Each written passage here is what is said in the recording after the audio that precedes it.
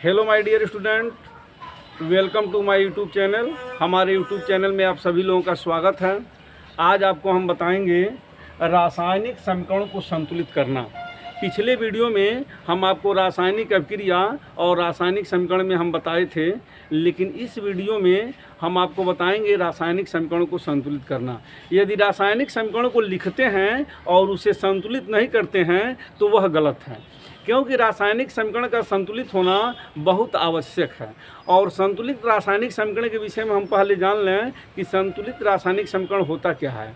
अभिक्रिया के दोनों पक्षों में अणुओं और परमाणुओं की संख्या, तत्वों के अणुओं और परमाणुओं की संख्या समान होना चाहिए। जैसे जो भी रासायनिक अभिक्रियाएं हैं या जो भी रासायनिक समीकरण हैं, उसके दोनों पक्षों में यहाँ पर देख लें हम, जैसे कोई भी रासायनिक अभिक्रिया है और अभिक्रिया होती है, जैसे N2 प्लस H2 बनता है आपका NH3। तो ये चूँकि संतुलित रासायनिक समीकरण नहीं है, NH3 बनता है, इसको कहते हैं हम अभिकारक। यह है हमारा अभिकारक और इसको कहते हैं उत्पाद। तो अभिक्रिया के दोनों पक्षों में, यानी अभिकारक के तत्वों के अणुओं और परमाणुओं की संख्या और उत्पाद के तत्वों के अणुओं और परमाणुओं की संख्या समान होना चाहिए। ऐसे समीकरण को हम संतुलित रासायनिक समीकरण कहते हैं। यूँ कह लीजिए कि किसी रासायनिक अभिक्रिया में या किसी रासायनिक समीकरण में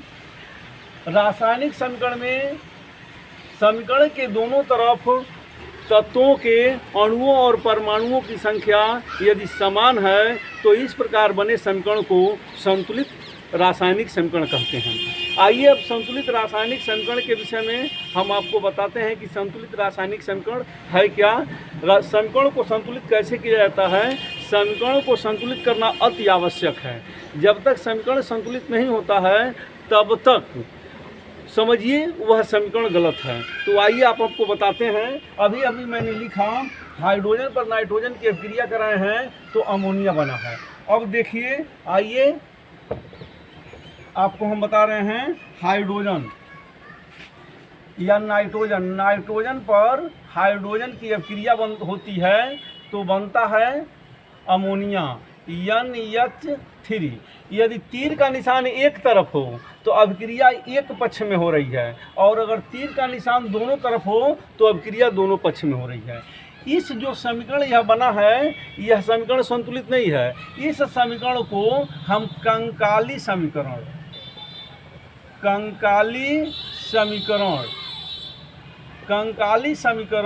या ढांचा समीकरण कहते हैं। ढांचा समीकरण कहते हैं इसे हम कंकाली समीकरण या ढांचा समीकरण कहते हैं। समीकरण को संतुलित होना अति आवश्यक है। अगर समीकरण संतुलित नहीं है तो समीकरण सही होते हुए भी गलत है। तो आइए इस वीडियो में हम आपको बताएंगे कि रासायनिक समीकरणों को हम कैसे संतुलित करें। तो आप देख रहे हैं नाइट्रोजन पर हाइड्रोजन की अभिक्रिया हुई है तो अमोनिया का निर्माण हुआ है, जिसे कंकाली समीकरण कहते हैं या ढांचा समीकरण कहते हैं। ये आपका अभिकारक है, अभी बताया है मैंने, ये आपका अभिकारक है और यह आपका उत्पाद है। तो आइए अब इस समीकरण को संतुलित करते हैं।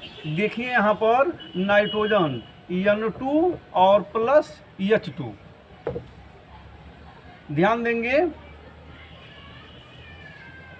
N2 प्लस H2,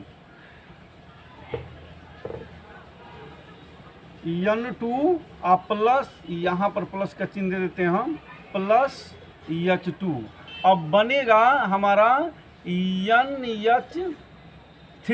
अमोनिया का निर्माण हुआ तो ध्यान देंगे इसमें कहीं मिटाएंगे नहीं, केवल हम आगे पीछे अंकों को लिखकर ही समीकरण को संतुलित करेंगे।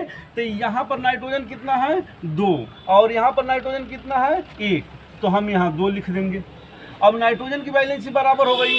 हाइड्रोजन कितना है 3 दूना 6, यहाँ पर हाइड्रोजन कितना है 2, तो यहाँ हम 3 लिख देंगे। अब देखिए 6 हाइड्रोजन हो गया और 2 नाइट्रोजन हो गया, यह समीकरण संतुलित हो गया। इसको कहते हैं हम संतुलित रासायनिक समीकरण। यह हमारा संतुलित रासायनिक समीकरण हो गया। इस प्रकार समीकरणों को संतुलित करना अति आवश्यक है। इसमें कुछ समीकरण आपको लिखे गए हैं जो बताया जाएगा कि इन समीकरणों को हम संतुलित कैसे करेंगे। तो आइए हम देखते हैं संतुलित रासायनिक समीकरण कैसे करते हैं।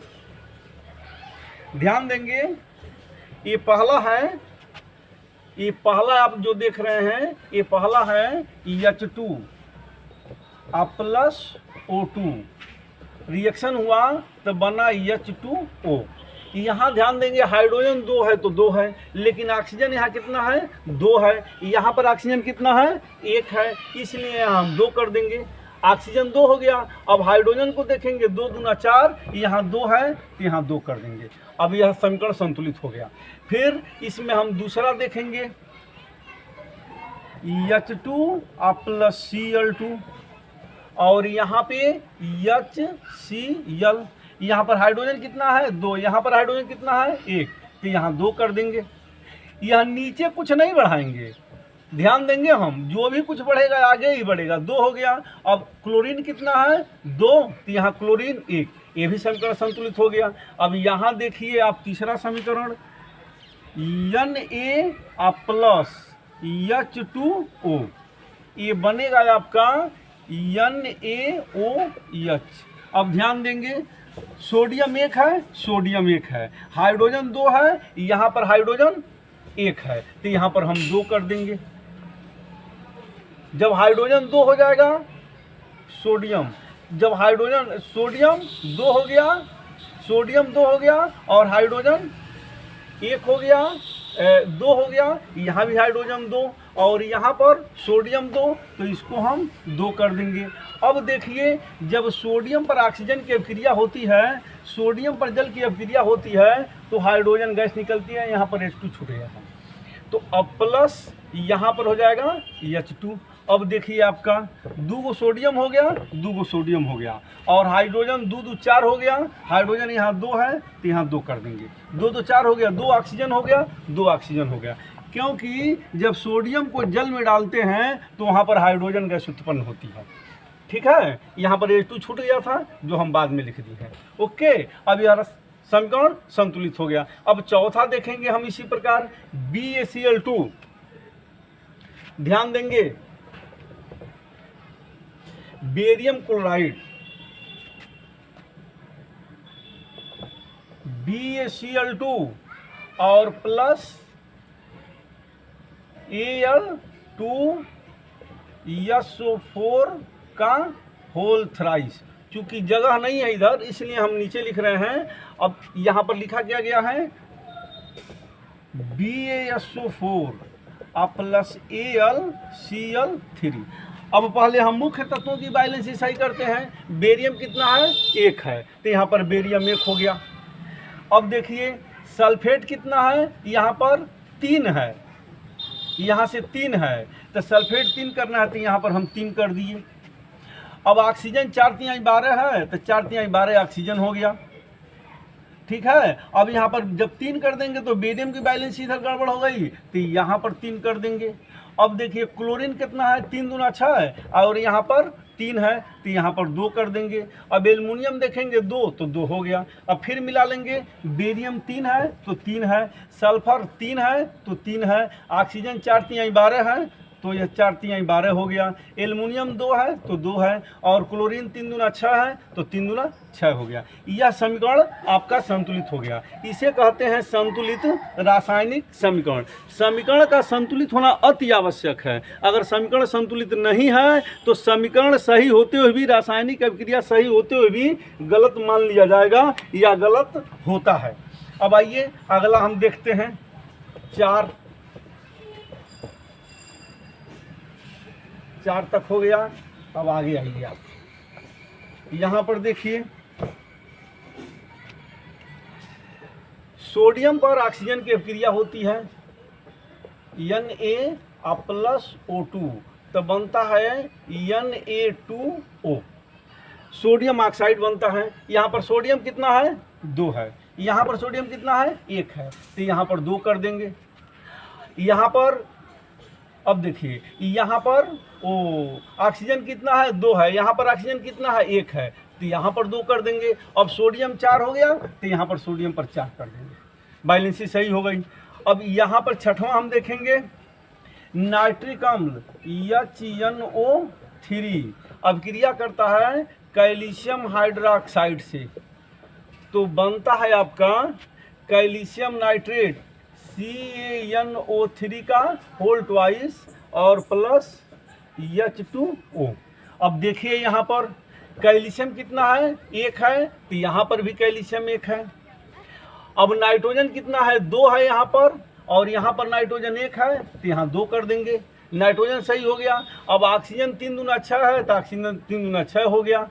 अब हाइड्रोजन देखिए 2 इधर और 2 इधर, हाइड्रोजन 4 हो गया, और यहाँ पर हाइड्रोजन 2 है, तो यहाँ पर 2 कर देंगे, और ऑक्सीजन यहाँ 2 और है, तो ऑक्सीजन 2 यहाँ पर और हो गया। एक बार पुनः मिला लेंगे, हाइड्रोजन 2 और 2 4 हो गया, ऑक्सीजन 3 दूना 6 2 8, तो 3 दूना 6 और 2 8 हो गया, और कैल्शियम 1 तो 1 हो गया, और नाइट्रोजन 2 तो नाइट्रोजन 2 हो गया। इस प्रकार यह समीकरण संतुलित हो गया।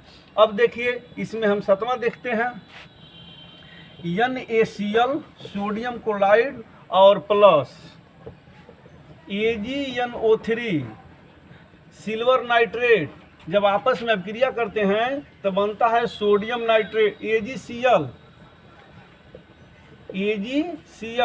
आप प्लस NaNO3 यानी सिल्वर क्लोराइड और सोडियम नाइट्रेट। कभी कभी ऐसा होता है कि कोई यह जरूरी नहीं है कि जो भी समीकरण हो वह संतुलित न हो, ऐसा जरूर नहीं है। कभी कभी ऐसा होता है कि हम संतुलित रासायनिक समीकरण लिख ही देते हैं, उसमें हमको कुछ करना नहीं होता है, वो अपने आप संतुलित होता ही है, उसमें हम कुछ कर नहीं पाते हैं। ठीक है, तो यह समीकरण यह संतुलित है ही। जैसे मान लीजिए NaCl N 1 है, Na 1 है, क्लोरीन 1 है, क्लोरीन 1 है, सिल्वर 1 है, सिल्वर 1 है, नाइट्रोजन 1 है, नाइट्रोजन 1 है, ऑक्सीजन 3 है, ऑक्सीजन 3 है। तो कभी कभी कुछ रासायनिक समीकरण ऐसे होते हैं जो संतुलित लिखे ही जाते हैं। जैसे मान लीजिए तमाम ऐसे रासायनिक समीकरण हैं जो संतुलित लिखे जाते हैं, और तमाम ऐसे रासायनिक समीकरण हैं जिसको हम संतुलित करते हैं। तो आइए कुछ अदर आपको बता रहे हैं, अलग से बता रहे हैं कि ऐसे कुछ समीकरण हैं जो अपने आप संतुलित होते हैं, और कुछ ऐसे समीकरण हैं जिसको हम संतुलित करते हैं। तो देखिए यहाँ पर अमोनिया पर NH3 अमोनिया पर HCl हाइड्रोक्लोरिक अम्ल या हाइड्रोजन क्लोराइड गैस की अभिक्रिया कराते हैं तब बनता है अमोनियम क्लोराइड। देखिए यहाँ रासायनिक समीकरण संतुलित है, नाइट्रोजन 1 है तो नाइट्रोजन 1 है, हाइड्रोजन 3 1 4 है तो हाइड्रोजन 3 1 4 है, और क्लोरीन 1 है तो क्लोरीन 1 है। ये ऑलरेडी संतुलित है। जैसे यहाँ पर कैल्शियम ऑक्साइड पर H2O की अभिक्रिया कराते हैं। यह बिना बुझा हुआ चूना है, उसमें हम पानी मिला देते हैं तो बनता है कैल्शियम हाइड्रोक्साइड। देखिए यह समीकरण भी ऑलरेडी संतुलित है। कैल्शियम 1 है तो कैल्शियम 1 है, हाइड्रोजन 2 है तो हाइड्रोजन 2 है, ऑक्सीजन 2 है तो ऑक्सीजन 2 है। यानी कुछ ऐसे समीकरण होते हैं जो ऑलरेडी संतुलित होते ही रहते हैं। तमाम समीकरण ऐसे हैं जो ऑलरेडी संतुलित होते हैं। तमाम ऐसे समीकरण हैं जैसे सोडियम हाइड्रोक्साइड NaOH पर हम HCl की अभिक्रिया कराते हैं तो क्या बनता है आपका NaCl प्लस H2O, यानी सोडियम क्लोराइड और जल। यहाँ पर देख लिया जाए, सोडियम 1 है तो सोडियम 1 है, ऑक्सीजन 1 है तो ऑक्सीजन 1 है, हाइड्रोजन 2 है तो 1 और 1 2 हाइड्रोजन है और 1 क्लोरीन है। तो तमाम ऐसे होते हैं कि मतलब तमाम समीकरण ऐसे होते हैं जो ऑलरेडी संतुलित होते हैं, और कुछ समीकरण ऐसे होते हैं जो ऑलरेडी संतुलित नहीं होते हैं। जैसे मान लीजिए यहीं पर NaOH प्लस H2SO4 H2SO4 जब क्रिया करता है तो बनता है Na2SO4 और प्लस H2O। इसको अब संतुलित किया जाए। सोडियम कितना है? 2 है। यहाँ पर कितना है? 1 है, तो यहाँ पर 2 कर देंगे। अब देखिए सल्फर कितना है? 1 है, तो यहाँ भी सल्फर 1 है। अब हाइड्रोजन और ऑक्सीजन में आइए, तो कभी कभी हम मानते हैं कि हाइड्रोजन और ऑक्सीजन किसी में से एक की वैलेंसी अगर सही करते हैं तो एक की वैलेंसी अपने आप सही हो जाती है। तो आइए हम एक की वैलेंसी सही करके देखते हैं। हम हाइड्रोजन की वैलेंसी सही कर लेते हैं। तो ये हो गया 2 और 2 4, और यहाँ पर 2 है तो यहाँ पर 2 हो गया, 4 हो गया। अब ऑक्सीजन की वैलेंसी देख लें तो 2 या और 4 2 6, 2 या और 4 2 6। इस तरह से तमाम समीकरण ऐसे होते हैं जो ऑलरेडी संतुलित होते हैं, और कुछ समीकरण ऐसे होते हैं जिनको हमको संतुलित करना पड़ता है। तो जो समीकरण संतुलित हैं उसमें कुछ इधर उधर लिखने की जरूरत नहीं है, वैसे ही आप लिख दीजिए ये समीकरण संतुलित है ऑलरेडी। क्वेश्चन में अगर दिया है तो जैसे के तैसे उतार दीजिए। अगर जो समीकरण संतुलित नहीं है उसे हम संतुलित करेंगे। जैसे मान लीजिए एल्युमिनियम हाइड्रोक्साइड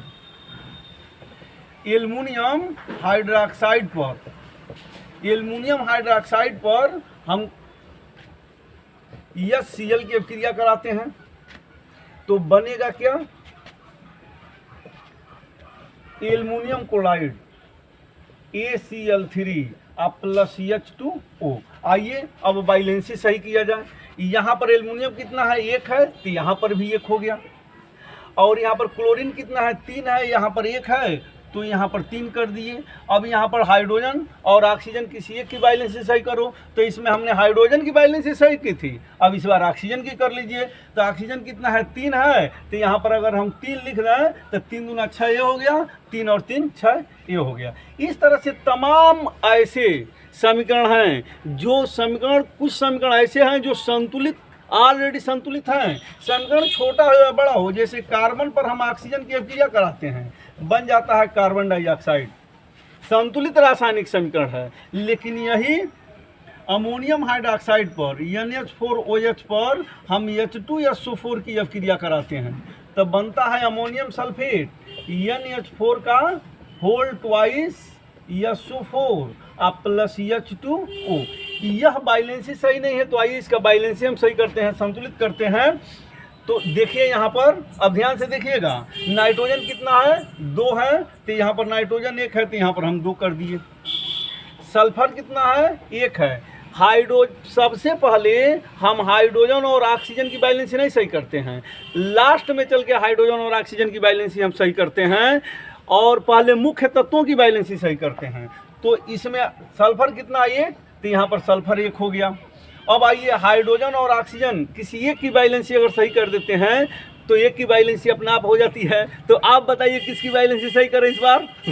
नहीं बताएंगे? चलिए हम ही बताते हैं। इस बार भी हम हाइड्रोजन की बैलेंसी सही कर देते हैं, तो हो जाएगा, देखो 4 1 5 और 5 दूना 10, 10 2 12, और यहाँ पर 4 दूना 8, 8 और 4, यहाँ पर अगर हम 2 लिख दें तो 8 4 12 हो जाएगा, क्योंकि इसका गुणा इधर करेंगे तो 4 दूना 8 और 2 दूना 4, 8 4 12। अब ऑक्सीजन देख लिया जाए, 4 2 6, तो 4 और 2 6 ऑक्सीजन हो गया। इस प्रकार आप समीकरणों को संतुलित करना सीखें। समीकरणों को संतुलित करना बहुत आवश्यक है। अगर परीक्षा में, बोर्ड परीक्षा में या अदर परीक्षा में अगर समीकरणों को आप संतुलित नहीं करते हैं तो रासायनिक समीकरण सही होते हुए भी गलत है। तो इस प्रकार इस वीडियो को कई बार ध्यान से देखें, समझें और सुने उसको। अगर इस वीडियो में किसी प्रकार की आपको गलती नज़र आ रही हो तो कमेंट बॉक्स में कमेंट करना बिल्कुल ना भूलें। अगर अभी तक मेरे चैनल को आप सब्सक्राइब नहीं किए हैं तो चैनल को सब्सक्राइब कर लें, बगल में एक घंटी का निशान है उसे दबा दें, ताकि हमारा जितना भी वीडियो बने सबका नोटिफिकेशन आपको मिलता रहे, आपको जानकारी मिलती रहे और आप इसे जानते रहें। Thank you.